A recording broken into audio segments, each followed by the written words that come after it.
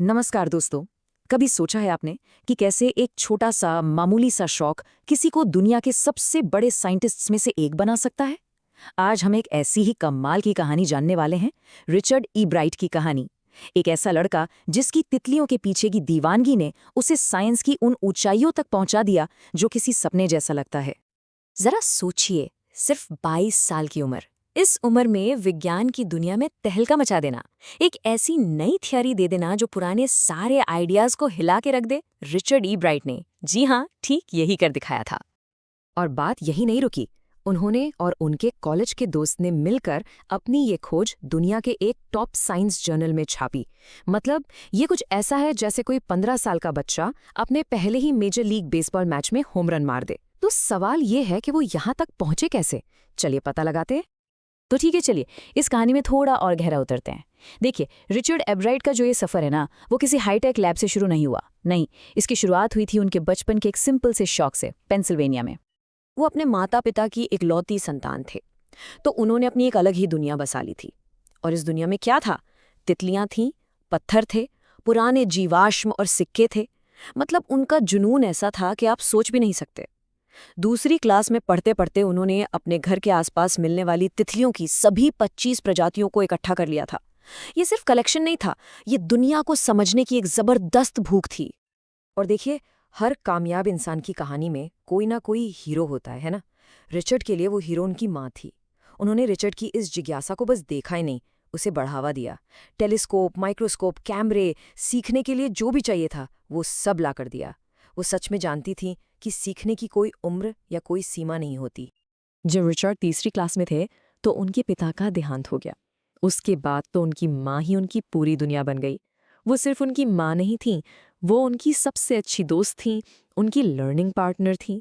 हर शाम माँ बेटा साथ बैठकर कुछ नया सीखते, कुछ नया करते। और इसी चीज़ ने रिचर्ड की जानने की इच्छा को और भी ज्यादा भड़का दिया। तो अब कहानी में आगे बढ़ते हैं और देखते हैं कि ये सब कैसे एक बड़े लेवल पर पहुंचता है। उनका ये तितलियां पकड़ने का शौक अब एक बहुत ही सीरियस साइंटिफिक खोज में बदलने वाला था। तो जैसा मैंने बताया, उन्होंने अपने एरिया की सारी तितलियां तो इकट्ठा कर ली थीं। अब एब्राइट को लगा, चलो ये तितलियां इकट्ठा करने का काम तो अब खत्म। लेकिन तभी उनकी माँ ने उन्हें एक किताब गिफ्ट की। नाम था the travels of monarch x. और दोस्तों, ये सिर्फ एक किताब नहीं थी, ये एक टर्निंग पॉइंट था। इस किताब ने उनके लिए साइंस की पूरी एक नई दुनिया खोल दी। इसने बताया कि कैसे मोनार्क तितलियां हजारों मील का सफर तय करके सेंट्रल अमेरिका तक जाती हैं। किताब के आखिर में एक न्योता था कि आप भी डॉक्टर अर्कहार्ट की रिसर्च में मदद कर सकते हैं, तितलियों को टैग करके। बस, रिचर्ड को अपना नया मिशन मिल गया। उन्होंने अपने घर के बेसमेंट को एक छोटी मोटी लैब में बदल दिया। सालों तक वो वहाँ हजारों मोनार्क तितलियां पालते रहे, उनके पंखों पर छोटे छोटे टैग लगाते और फिर उन्हें छोड़ देते। ये एक बहुत लंबा और धीरज वाला काम था, लेकिन वो करते रहे। अच्छा, अब कहानी का एक बहुत ही दिलचस्प हिस्सा आता है। ये वो हिस्सा है जहां एक हार, एक नाकामी उन्हें सबसे बड़ा सबक सिखाती है। बात है 7वीं क्लास की। एब्राइट ने एक काउंटी साइंस फेयर में हिस्सा लिया। उन्होंने मेंढक के टिश्यू की स्लाइड्स दिखाईं, लेकिन वो हार गए। उन्हें बहुत बुरा लगा, बहुत ज्यादा। वो बस वहां बैठे देखते रहे कि बाकी सब कुछ ना कुछ जीत रहे हैं और उनके हाथ खाली हैं। और उसी पल उन्हें एक बात समझ आई। उन्होंने महसूस किया कि जो लोग जीते थे, उन्होंने सिर्फ चीजें दिखाई नहीं थीं, उन्होंने असली एक्सपेरिमेंट किए थे। असली साइंस बस एक अच्छी डिस्प्ले लगाने का नाम नहीं है। तो अगले साल उन्होंने अपना तरीका पूरी तरह बदल दिया। उन्होंने एक असली एक्सपेरिमेंट किया और पता है क्या? वो जीत गए। भले ही उस एक्सपेरिमेंट से कोई खास नतीजा नहीं निकला, लेकिन उन्होंने सीखा कि असली साइंस होती क्या है। साइंस को लेकर ये जो नई समझ थी ना, इसने उन्हें एक ऐसे रास्ते पर डाल दिया जहां से वो एक के बाद एक कमाल की खोजें करने वाले थे। और ये सब हुआ हाई स्कूल में ही। अब वो ऐसे सवाल पूछने लगे थे जो बहुत सिंपल लगते थे, पर थे बहुत गहरे। जैसे उन्होंने एक सवाल पूछा, एक मोनार्क प्यूपा पर जो 12 छोटे छोटे सुनहरे धब्बे होते हैं, उनका काम क्या है? मतलब वो हैं क्यों? ज्यादातर लोग तो यही मानते थे कि अरे ये धब्बे तो बस डिजाइन के लिए हैं, सजावट हैं। लेकिन ई ब्राइट ने एक्सपेरिमेंट करके ये साबित कर दिया कि नहीं, ये धब्बे एक बहुत जरूरी हार्मोन बनाते हैं जो तितली के पूरे विकास के लिए बेहद जरूरी है। और इस खोज ने उन्हें एक झटके में मशहूर कर दिया। उन्हें बड़े बड़े अवार्ड्स मिले। और ये तो बस शुरुआत थी। इस रिसर्च ने उन्हें एक कमाल के सफर पे भेज दिया। हाई स्कूल में इंटरनेशनल फेयर में फर्स्ट प्राइज जीता। फिर सीनियर ईयर में उन्होंने साबित किया कि इसी हार्मोन की वजह से सेल्स तितली के पंखों में बदलते हैं।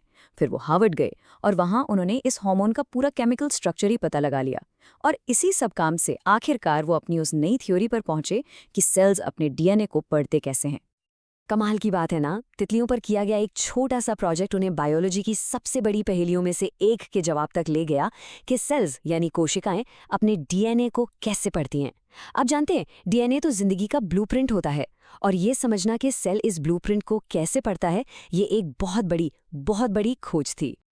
तो आखिर में सवाल ये उठता है कि रिचर्ड एब्राइट्स की इस पूरी कहानी से हमें क्या सीखने को मिलता है। वो कौन सी चीजें थीं, वो कौन से गुण थे जिन्होंने उन्हें एक इतना कामयाब साइंटिस्ट बनाया। देखिए, सबसे पहली बात तो ये कि वो सिर्फ साइंस में ही डूबे रहने वाले इंसान नहीं थे। नहीं, बिल्कुल नहीं। वो एक चैंपियन डिबेटर थे, एक कमाल के पब्लिक स्पीकर थे और एक शानदार फोटोग्राफर भी थे। उनके एक सोशल स्टडीज के टीचर थे मिस्टर वेहेरर, जिन्होंने उन्हें हमेशा नई नई चीजें करने के लिए प्रेरित किया। और उनकी टीचर एक बहुत अच्छी बात कहते थे। वो कहते थे कि रिचर्ड जीतने के लिए नहीं जीतना चाहता था, मतलब उसे बस जीतने का शौक नहीं था। वो इसलिए जीतता था क्योंकि वो जो भी काम करता था उसे बेस्ट तरीके से करना चाहता था।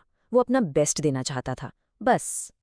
तो ये है एक महान साइंटिस्ट बनने का फॉर्मूला जो हमें एब्राइट की कहानी सिखाती है। सबसे पहले एक तेज दिमाग चाहिए, फिर उसमें मिलाइए ढेर सारी जिज्ञासा, और आखिर में उसे एक ऐसी इच्छा शक्ति के साथ मिलाइए जो सही कारणों से जीतना चाहती हो।